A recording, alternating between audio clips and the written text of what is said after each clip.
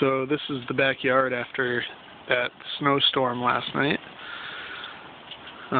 This is October 30th, 2011. This branch came down off a tree up here. Right there, in fact.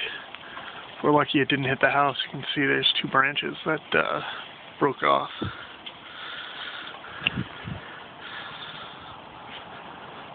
So we lost another one from right up there. That's this one right here. Lots of little ones all over the place, down the yard. It was pretty wild last night. Lots of cracking and thumping. Yeah, one that landed on the shed here. That came from that big break there. So it was a little scary last night. We were lucky that nothing actually landed on the house. We lost part of this tree here. I'm not sure if you guys can see that. We'll take a walk up and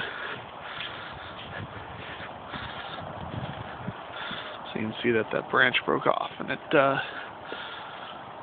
too bad. My mother really likes this tree, but it didn't land on my car, so that's good.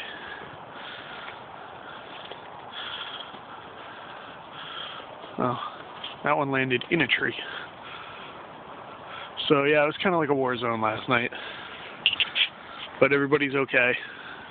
No damage. We're safe.